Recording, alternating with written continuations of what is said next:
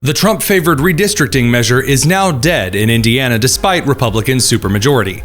Another Black Lives Matter leader caught and federally indicted for stealing millions, and Homeland Security Secretary Kristi Noem is brought before a House committee that quickly turned into a hoax-ridden circus. I'm Tony Kinnett, host of the Daily Signal's Tony Kinnett Cast, syndicated nationally at 7 p.m. Eastern. It is Friday, December 12th, 2025. This is the Daily Signal's top news in 10. The redistricting measure supported by President Donald Trump, which had been brought before and passed the Indiana House and then out of a Senate electoral committee, failed finally in the Indiana Senate despite Republicans' 40-10 supermajority. The final vote count was 19 Republicans in favor versus 31 Republicans and Democrats against. As a result, the president has promised primary challenges for the Republicans who voted against the redistricting measure, which would have more likely made the Indiana map from 7 Republicans to Democrats to something more closely possible to 9-0. It's a great place. I love the people there. They love me. We won in a landslide all 3 times. Got tremendous votes. I got record votes. And then there's no reason for doing that. And the Democrats do it to us, so I can't imagine that they do it. But I wasn't very much involved. But there's a man named Bray, as head of the Senate. Was that Bray? Is that the name, Bray? I'm sure that whenever his primary is, it's I think in 2 years. But I'm sure he'll go down. I'll certainly support anybody that wants to go against it. Mr. President, if I could ask you briefly about While the arguments against redistricting varied from Senator Jean Lysing of Eastern Indiana suggesting that she wasn't a fan of her grandson receiving a mass text, to State Senator Bohacek saying that he didn't like President Trump's use of the word retarded in criticizing Minnesota Governor Tim Walz, and that's why he wouldn't be voting in favor of the measure. Many of the Republicans in favor of redistricting gathered around the message of Senate Majority Leader Chris Garton, who gave an impassioned speech moments before the vote in favor of redistricting. Some will say these maps are political. Let me be clear. You're right, they are. Political policy is political. Safe streets are political. Look at Indianapolis. Affordable electricity is political. A drug-free Indiana is political. Peace in the Middle East is political. I dealt with it firsthand. If drawing a map that secures 2 more seats for the Republican Party means that we continue to see overdose deaths drop by 20%, then I'll draw that map every single day of the week and twice on Sunday. If drawing a map means that we'll continue to see a 93% drop in illegal immigration, then I'll sign it with a smile on my face. We're not here to be neutral arbiters of decline.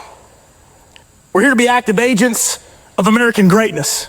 Democrats wasted little time in order to gloat about the redistricting fail, like former Hoosier and former Secretary of Transportation Pete Buttigieg. Hey everyone, something amazing just happened in Indiana. This is a very Republican state, but the Indiana State Senate just voted overwhelmingly to reject Donald Trump and the redistricting plan that he and J.D. Vance were pressuring them to pass for months now. This is a demonstration that political pressure works, that we're not powerless, even in a year like this, where many states like Indiana didn't have an election going on. Meanwhile, Oklahoma City Black Lives Matter leader Tashella Dickerson has been federally indicted on 25 counts after prosecutors say she stole more than $3.15 million in donor and bail fund money intended to free George Floyd protesters that she instead bought 6 houses with. A federal grand jury indictment has been unsealed, charging Tashella Sherry Amore Dickerson, 52, of Oklahoma City, with wire fraud and money laundering, according to a post by the Federal Bureau of Investigation. Perhaps ironically, her previous Instagram and Threads profile stated that she is an unpaid protester. Here she is in a previous video stating, "We are watching the systems of white supremacy." We're going to have to lift our voices and stand for one another like we never have before. Because at this juncture in this country, we are watching the systems of white supremacy, fascism, classism, and all of the hatred and vitriolic tactics used. And last but not least, Department of Homeland Security Secretary Kristi Noem was brought before a House committee that quickly turned into a hoax-ridden circus, by which I mean there were a number of accusations made which were objectively false and or misleading. To begin, Democrats invited George Redistricting, a veteran of the United States military who claimed to have just been simply driving by a local field when ICE abducted him, held him without indicating what the charges were, and burned his skin with chemicals and tear gas. I identified myself as a U.S. citizen and a veteran, but that didn't matter. Agents smashed my window, sprayed tear gas and pepper spray into my car, dragged me out. I was choking on gas, unable to breathe, while officers shouted conflicting commands. Even after I complied, I was taken to a detention center and held for 3 days without charges.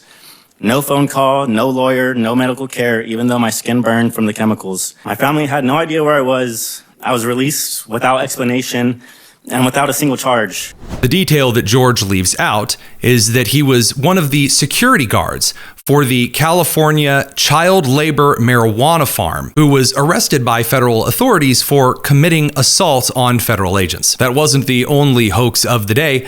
Representative Seth Magaziner, a Democrat representative of Rhode Island, attempted to pull a gotcha on Secretary Noem by bringing Se-Jun Park, a U.S. veteran who had been deported to Korea. The problem is that Representative Seth Magaziner attempts to claim that it is Kristi Noem and the Trump administration who deported him.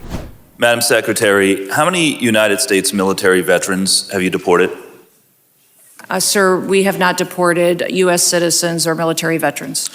Madam Secretary, we are joined on Zoom by a gentleman named Se-Jun Park. He is a United States Army combat veteran who was shot twice while serving our country in Panama in 1989. Like many veterans, he struggled with PTSD and substance abuse after his service.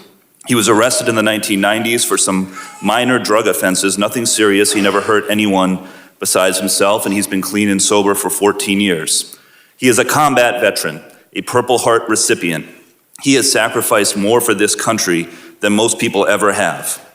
Earlier this year, you deported him to Korea, a country he hasn't lived in since he was 7 years old. While this was played as a major gotcha along the political ecosystem, the dude in the particular Zoom call, Se-Jun Park, was not deported by the Department of Homeland Security. He self-deported to South Korea.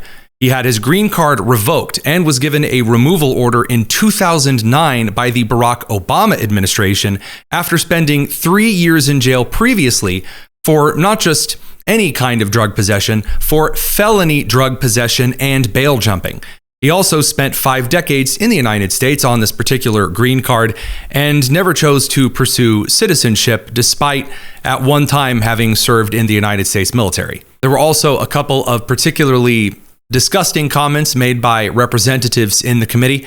For example, Democrat Representative Benny G. Thompson of Mississippi attempted to suggest that the double homicide, the terrorist attack in which an Afghani migrant shot 2 West Virginia National Guardsmen, was just an accident. Madam Secretary, you and the gentleman from NCTC reference the unfortunate accident that occurred with the National Guardsmen being killed. You think that was an unfortunate accident?